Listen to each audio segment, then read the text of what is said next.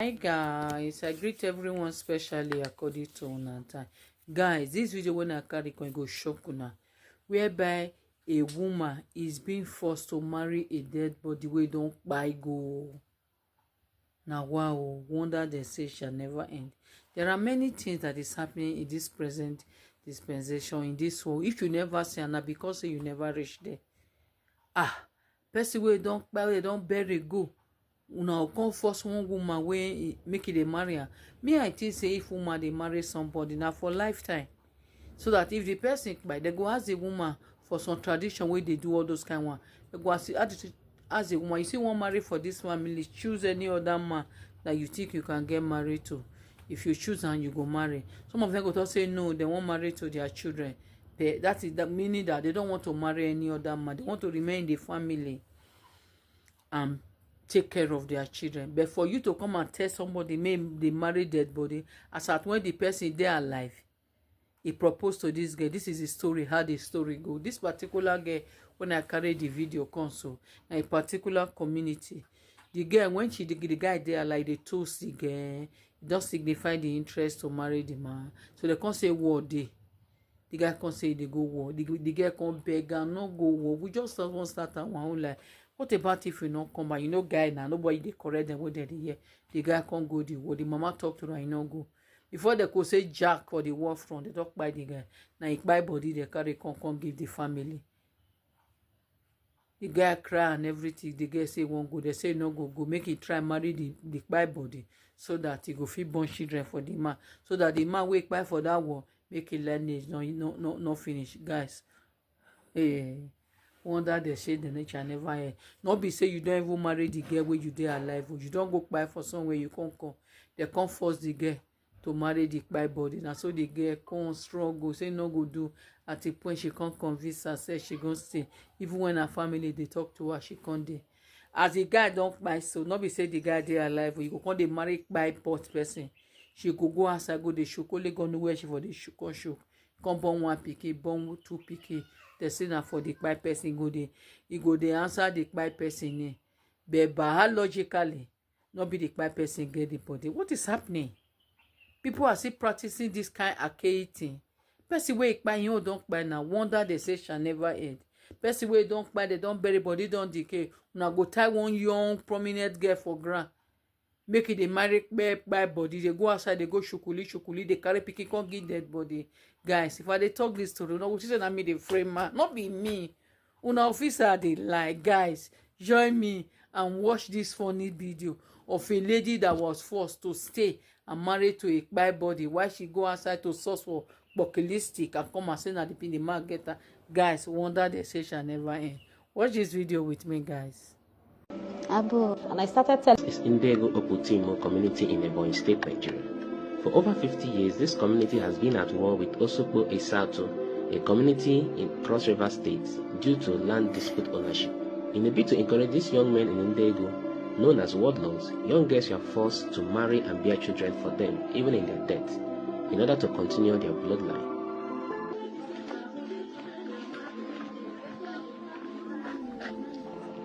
how it started is that it's not because I didn't marry him because before he died. I married him while he was alive. We actually discussed about marriage while he was alive. And I agreed to marry him. And we started dating.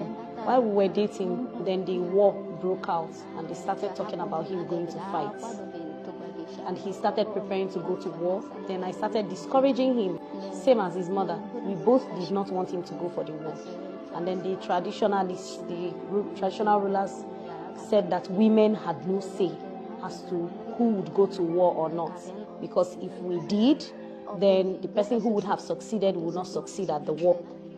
Then we decided to keep quiet. Especially me, I minded my business. And he went for war. In fact, the same day that he went for war, before it got to evening, around 6 p.m., they brought his corpse back. They brought him back dead. That is how it started. And then my family came to take me. Because according to the tradition, if they had not performed marital rites over my head, I have no business staying where they are burying him, and he was going to be buried immediately. So he said I should leave, and I started telling them that I cannot stay with a dead man, because since I agreed to marry him in life, now that he is dead, I'll have to go, and no rites had been performed on me. So my family agreed with me that that is also their thinking, that I was too young to come and stay for a dead man. Then I said okay, and I left with them. And his mother and his family now came with gifts and dowry and started begging for me to come and stay, to have children for their son, so that their son's name will not disappear. And my parents refused. My father said no, my mother said no. Me as well, I said no, that I will not come and stay like that, because I was still too young to stay with a dead man and be having children for him. And for how long will I stay like that? If I come and stay, I would think that he's going somewhere and that he will soon come back. And for how long will I do that? That I will not be able to do that. Then after a while, they came back and announced in the whole village that they had gone to Angmego, which is the Iji ancestral home, and that the deity had said, giving instruction that anyone who was ever betrothed or talking to or befriending or even promised marriage by a warlord who has died as a result of the war must be bound to the warlord to have children for the warlord. And because they had said those things, I became afraid. And then I found out that because I had refused, even after they said it, anytime I'm sitting down, I will see him. He will be standing in front of the door, blocking my way, and be looking at me with a machete. And I became sick. Anywhere I went, I would be seeing him. So I'll be sick, and then he will be calling my name. And I now asked him, I was thinking about it, and I asked God, is this how you want my life to be? If this is what you want for me, if this is how I would go because of this, something that my mother did, marriage that my mother did, and I was intending to do, if this is how I'm going to go, then I will agree. Then I saw him again and I told him, I agree to marry you in life, not in death. I warned you not to go for the war, but you refused, and so did your mother, but you refused. It is because of lack of counsel, not listening to people around you. That is how you died. So why are you now blocking my way everywhere? Why are you trying to kill me? Anywhere I'm going, I'll be hearing footsteps behind my back. If I stand and look back, I would be wondering, is it my footsteps that is sounding like that, or is another person's footsteps? I'll now realize that there is nobody standing there, but I'm hearing someone's footsteps. I will now stand and turn around again. I will not see anybody. So after this went on, then one of the days I went to have my bath, I knew, I could feel the strong presence of another person there. I became really afraid. Then I started thinking to myself, since they have said this, that the deity, that's not the culture and custom, have instructed that we must be bound to him. But I will have no choice. If it is a good thing, I would stay. But if it is a bad thing, I will also stay. If that is how I would die, let it be. Then I decided that I would go and stay with him, to be bound to him. So immediately I agreed to go. All those fears disappeared. All the things that I used to see, the feelings, seeing his presence here and there, I stopped seeing him, I stopped hearing footsteps. And then I got myself. It felt as if something came out of my body, like a load left me, and I had my peace. And I stayed like that. And my mother, my father, they were always coming. His mother, they were also coming to my house to beg, but my parents refused. But at that point, I was now the one convincing my parents to let me go and stay, because my mind was already here. And then I could no longer refuse, even when I wanted to. I didn't have the urge to refuse anymore. So I told myself, I advised myself, that since I'm not the only one, there are so many women in this village.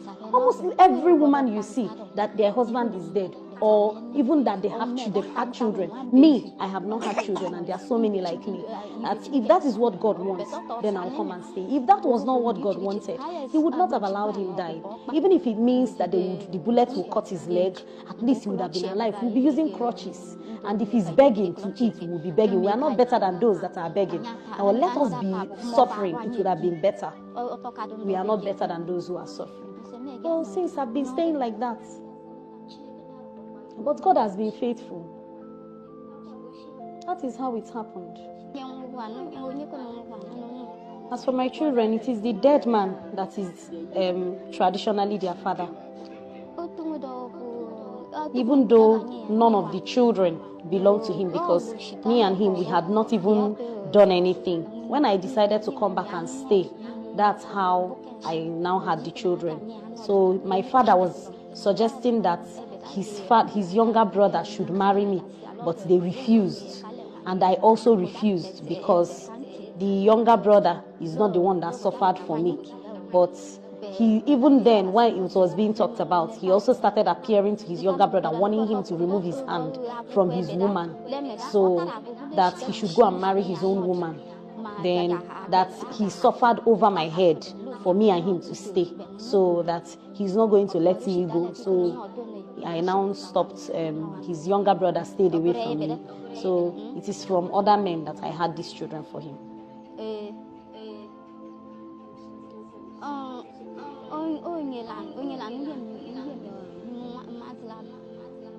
It is one man that impregnated me to have the first two children. But this last one does not belong to the same man. The last one has a different father. We are in the house of Ndidi Uche. And Ndidi Uche is one of the women who has been affected by the culture of female subjugation, where women who were betrothed to warlords are forced to be bound to dead warlords and have children behind the dead warlords. So you can see Ndidi Uche, and Ndidi has 3 children. The first one, which is 3, the second here, which is 2, and this baby that is just a week old, barely a week old. Ndidi has been in this situation, and even her mother-in-law is insisting she still continues to birth. And these children she has birthed are from 2 different men, and culturally owned, belong to the dead warlord.